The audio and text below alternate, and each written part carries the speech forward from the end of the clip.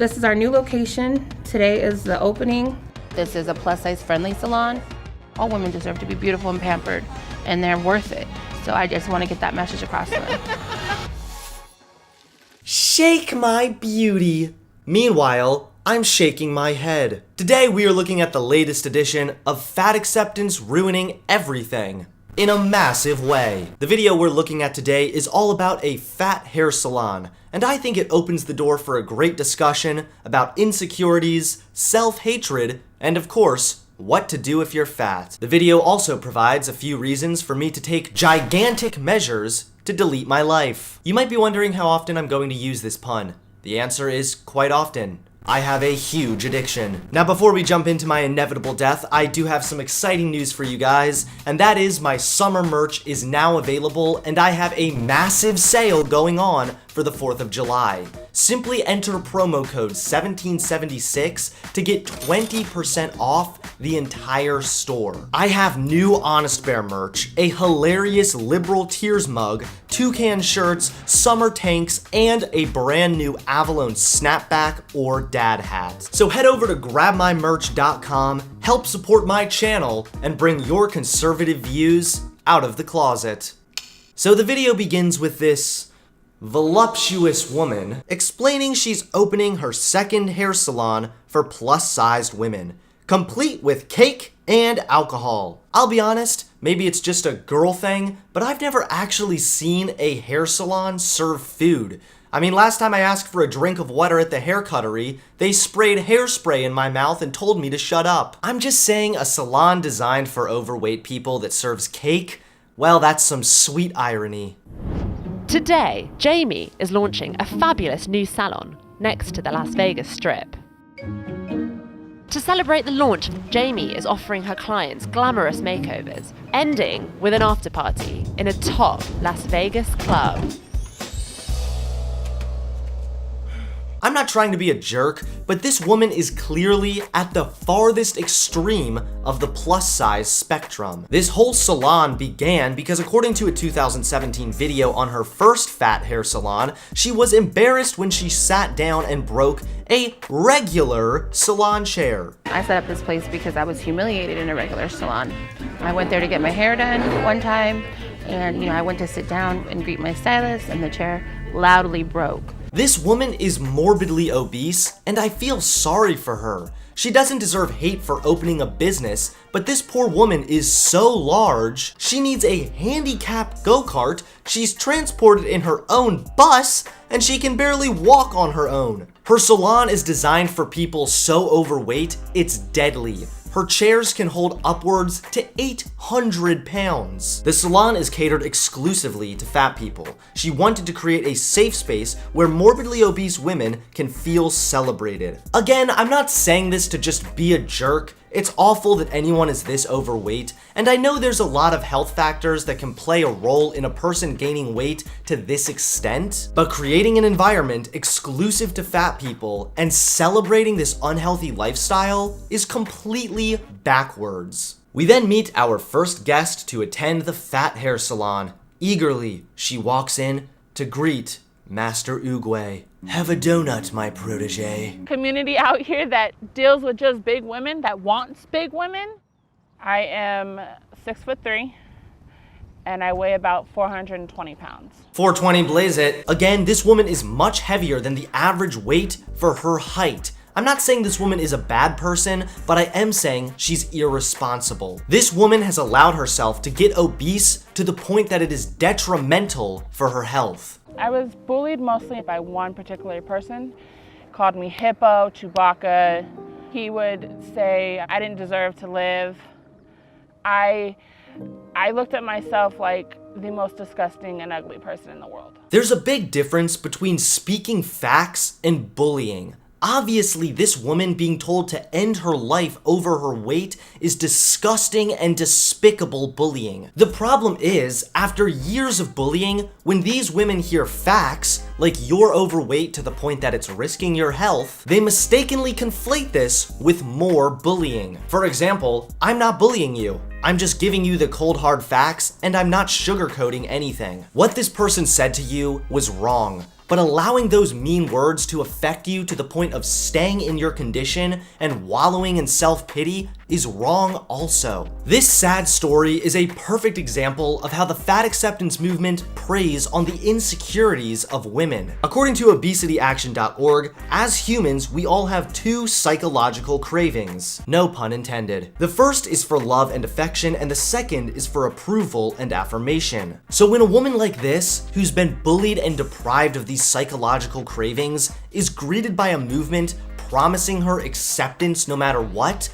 well, it sounds like the best thing since double-stuffed Oreos. And a movement about accepting people with insecurities sounds great on the surface, but as demonstrated by this fat hair salon, the fat acceptance movement quickly goes from acceptance to complacency. Acceptance is the first step in solving a problem. However, accepting yourself does not mean you have to stay the same. Accepting your imperfections is fine, but being complacent, or worse, celebrating these life-threatening health risks only further hurts your self-esteem. Even in the next clip, this woman admits that she wants to look like a totally different person. Today I'm going to Baby Doll to get my first ever full makeover, and then I'm going to the club tonight and hopefully I can party it up. I want to look like a totally different person. Look like a total different person? Yeah. Okay. This sounds like very real insecurities that cannot be literally covered up by a makeover in a safe space salon. You as an individual are valuable regardless of your weight, but you value yourself less when you are complacent in your unhealthy lifestyle. I also understand that people gain weight for many different reasons, and not every reason is your fault. For example, a genetic issue or depression, but it absolutely is your fault if you indulge in this unhealthy lifestyle. You, along with other fat people, have a responsibility to yourself and your family to take care of yourself. Why would you open a salon for big girls? Why wouldn't you just lose weight? And it makes me cry. So does that mean I have to stop getting my nails done because I'm fat? No. I'm gonna create a safe place and I'm gonna give people what they need. That's a pretty minor criticism for such a massive emotional response. No one is saying you can't get your nails done if you're fat, but we are saying it's hypocritical to open a salon exclusively for fat people when this is the same crap you accuse skinny people of doing. There's nothing wrong with opening a salon, but you are pampering people based on their weight and essentially encouraging unhealthy lifestyles to continue. I highly doubt that's what anyone needs.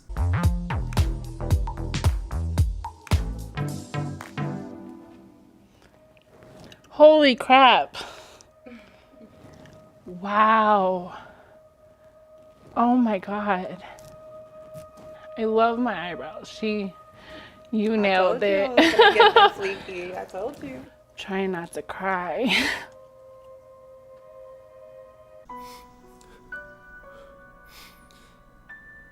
I'm just so beautiful.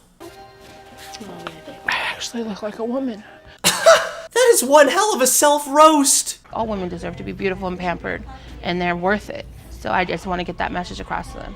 First healthcare, now being beautiful is a human right? What? Is this the chubby version of Alexandria Ocasio-Cortez? I'm sorry, but no one deserves to be beautiful, especially considering how subjective beauty is. Secondly, you conflate helping women understand their worth with complete and total complacency. Your worth is not determined by how big, small, ugly, or beautiful you are. So despite your nice sentiment, you're essentially saying that women's worth is rooted in their beauty. I thought this is the issue fat people have with society, that society bases worth on beauty. This is astronomically hypocritical. And now we're gonna be off to the club, so no more crying, and let's go party and get you a man. What? Doing all this to appease the male gaze? My patriarchy is tingling. Having a good night?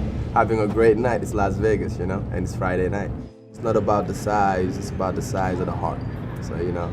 This guy is such a G. And you know what? I appreciate his positivity. I really do. But this kind of sounds like something you say when you're just trying to be nice. It's not about the size of the woman. It's about the size of the wet, soft, luscious, pink heart. So my night has been fun. It's hot, of course. My feet hurt, but it's really energetic. I feel more confident. I feel like I am more beautiful and more glammed and confident, and my self-esteem is a little higher. You said yourself that you have more self-esteem after putting on makeup, dressing up, putting in effort. Now imagine your self-esteem if you actually tried to lose weight. Losing weight and meeting your goals can give you a huge boost to your self-esteem. Not only this, but losing weight is accompanied by countless health benefits which positively affect your mental health as well. Trust me on this one. Taking personal responsibility instead of pretending your life-threatening health issues are somehow beautiful will make you much happier and actually beautiful. Jamie is amazing and the people in there are amazing. I need to get back in there and hopefully a guy can find me a drink and I can find some guys. Bye guys! I feel like it's go big or go home. And that's what we're doing. At the end of the day, there's nothing wrong with opening a fat hair salon. The problem is this attempt to normalize morbid obesity. I understand there are a lot of factors that play into weight gain, and everyone has difficulties. But you'd all be much happier if you stopped wallowing, stopped attending these fat chicks only type events, and instead took measures to improve yourself. Depression or genetic issues aside, if you've gained weight due to your own choices, you are in no place to play the victim, and instead, you should be working out. We all know about the countless health risks that accompany being fat, especially to this extent. And it's both sad and unfortunate that these women, as well as so many other people in the fat acceptance movement, feel stifled by their insecurities. But complacency is not the answer. Personal responsibility and loving yourself enough to change yourself for the better is. Please give this video a like, comment below, and subscribe to my channel. Thanks everyone for watching. See you all soon. Peace.